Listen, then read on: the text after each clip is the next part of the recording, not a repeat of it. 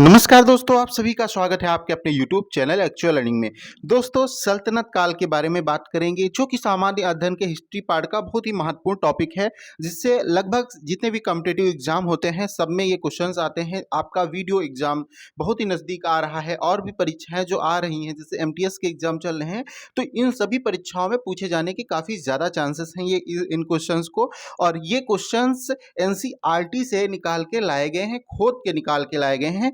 तो दोस्तों, मैं क्वेश्चंस पे चलूं उससे पहले आपसे रिक्वेस्ट है कि चैनल को सब्सक्राइब कर दीजिए तथा लाइक कर दीजिए और अपने दोस्तों तक भी शेयर कर दीजिए।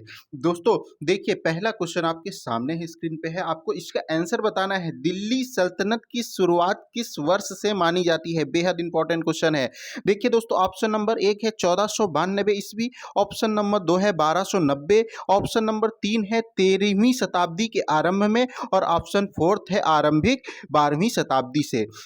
आरंभिक 12वीं शताब्दी से माना। देखिए इसमें कौन सा ऑप्शन सही होगा? देखिए ऑप्शन इसमें जो तीसरा ऑप्शन है वो है 13वीं शताब्दी के आरंभ से। तो 13वीं शताब्दी के आरंभ से आपका क्या माना जाता है? दिल्ली सल्तनत की शुरुआत मानी जाती है। तो ऑप्शन सेकंड क्वेश्चन है, खिलजी वंश का संस्थापक कौन था? खिलजी वंश का संस्थापक कौन था? आपका पहला विकल्प है जमालुद्दीन खिलजी, दूसरा विकल्प है जलालुद्दीन खिलजी और तीसरा विकल्प है अलाउद्दीन खिलजी और चौथा है गयासुद्दीन खिलजी। अब इसमें कौन सा आपका विकल्प सही होगा? तो ऑप्शन नंबर बी आपको दिखाई दे रहा होगा कि है जलालुद्दीन खिलजी, जिनका कार्यकाल 1290 से 1296 तक रहा। तो आपका ये पॉइंट भी यहाँ से क्लियर हुआ। अब देखिए, एक शब्द सल्तनत काल में होता था बंदगा। तो सल्तनत काल में बंदगा किसे कहा जाता है? राजा को कहा जाता है या सेवक को कहा जाता था या फिर गुलाम को कहा जाता था या फिर मंत्री को कहा जाता था? चारों विकल्प आपके सामने हैं। इसमें जो तीसरा विकल्प है गुलाम को, तो गुलाम को दोस्तों बंदगा नाम से संबोधित किया जाता था। इसके बाद अगला आपका क्वेश्चन है, सैयद वंश के संस्थापक कौन थे? खिज्र खां, option 2 Razia Sultan, option 3 Mohammad Shah, option 4 Syed Khan. ठीक है, आपके चार विकल्प आपके सामने हैं, आप जल्दी से आंसर दीजिए। आपका जो पहला विकल्प है खिज्र खां, वो आपका रियल आंसर होगा, राइट आंसर होगा।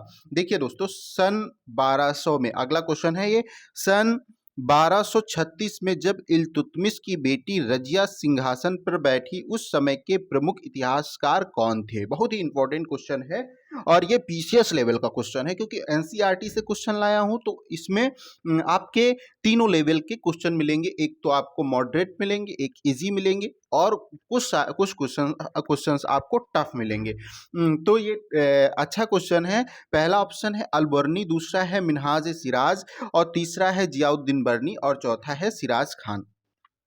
तो दोस्तों, इसमें जो आपका विकल्प 2 है मिन्हाज सिराज, आपका राइट आंसर हो जाएगा दोस्तों। अब अगला दोस्तों क्वेश्चन क्या है, सल्तनत काल में इक्ता शब्द किस लिए प्रयोग होता था? तो इक्ता शब्द किस लिए प्रयोग होता था? बेहद इंपॉर्टेंट क्वेश्चन है। तो नई बनी मस्जिदों से, सेना नायकों के भिन्न भिन्न इलाकों के लिए, और ऑप्शन 3 है खेती योग्य भूमि के लिए और या फिर नियुक्त किए गए सैनिकों के लिए। तो इक्ता शब्द जो प्रयोग होता था, तो जो सेना नायकों के भिन्न भिन्न इलाके होते थे उनको क्या कहा जाता था? इक्ता कहा जाता था। देखिए आप देख पा रहे हैं, आंसर भी सेना नायकों के भिन्न भिन्न इलाकों के लिए। ठीक है, अगला क्वेश्चन है आपका, अलाउद्दीन खिलजी के शासन काल में कितने प्रकार के कर लगाए गए? अलाउद्दीन खिलजी के शासन काल में कितने प्रकार के कर लगाए गए? पहला विकल्प है 4 प्रकार, दूसरा विकल्प है 2 प्रकार, तीसरा है 3 प्रकार, चौथा है 5 प्रकार। तो दोस्तों आपको बता दें, हम 3 प्रकार के कर लगाए गए थे और वो कौन कौन से 3 प्रकार के कर थे वो आपको कमेंट बॉक्स में बताना है, आपका होमवर्क है ये। इसके बाद अगला क्वेश्चन है, अलाउद्दीन खिलजी के शासनकाल में कृषि पर लगाए जाने वाले कर को क्या कहा जाता था?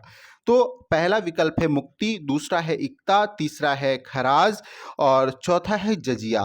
तो दोस्तों इसमें जो ऑप्शन नंबर विकल्प नंबर 3 है सी खराज, तो खराज कर लगाया जाता था। ठीक है, ये आपका राइट आंसर होगा। इसके बाद अलाई दरवाजे का निर्माण किसने कराया? अलाई दरवाजे का निर्माण किसने कराया? पहला विकल्प आपका है जलालुद्दीन खिलजी, दूसरा है अलाउद्दीन खिलजी, तीसरा है बहलोल लोधी और चौथा है Ghiyasuddin Balban. Very easy question है, बहुत ही आसान प्रश्न है ये। अलाउद्दीन खिलजी, सबको इसका आंसर बहुत पहले से पता है, बचपन से पढ़ाया गया है। देखिए ये क्वेश्चन थोड़ा अच्छा है। बेगमपुरी मस्जिद किसके राज्यकाल में बनवाई गई थी? बेगमपुरी मस्जिद किसके राज्यकाल में बनवाई गई थी? शमसुद्दीन इल्तुतमिश, मोहम्मद तुगलक, फिरोज शाह तुगलक, गयासुद्दीन तुगलक। आपको बताना है, बताइए जल्दी से। देखिए इसमें जो ऑप्शन नंबर आपका 2 है मोहम्मद तुगलक, वो राइट आंसर होगा। मोहम्मद तुगलक के शासन काल में आपका क्या बनवाया गया था? बेगमपुरी मस्जिद बनवाई गई थी। दिल्ली से सुदूर बंगाल और सिंध में ऐसे कौन से शहर थे जिन पर दिल्ली के सुल्तानों का बहुत ही कठिन नियंत्रण बहुत ही कठिन था? दिल्ली से सुदूर मतलब दिल्ली से दूर कौन कौन से ऐसे शहर थे जिन पर सुल्तानों का नियंत्रण करना कठिन था? तो किलेबंद शहर, नंबर 2 गैरीसन शहर, तीसरा सिंधु शहर, चौथा वारंगल शहर। तो इसमें आपका कौन सा विकल्प सही होगा? तो दोस्तों इसमें आपको एक नाम दिख रहा होगा गैरीसन शहर, जो कि बहुत महत्वपूर्ण है। आप हिस्ट्री की बुक पढ़ेंगे, एनसीईआरटी पढ़ेंगे तो आपको गैरीसन शहर के बारे में पूरी जानकारी मिलेगी। मैं भी आपको यहाँ से एनसीईआरटी पढ़ाऊंगा, तो ये सारी चीज़ें डिस्कस करेंगे जब विद डिटेल में आएंगे। अभी तो ये सीरीज़ का मतलब जो ये क्वेश्चंस की सीरीज है वो उसका पहला वीडियो आपके लिए आया है, गैरीसन शहर, ठीक है। तो दोस्तों आज के वीडियो में बस इतना ही। अगर जो आपको वीडियो अच्छा लगा हो तो चैनल को सब्सक्राइब कर लीजिए, लाइक कर दीजिए तथा अपने दोस्तों तक शेयर कर दीजिए। आप सभी का बहुत बहुत धन्यवाद।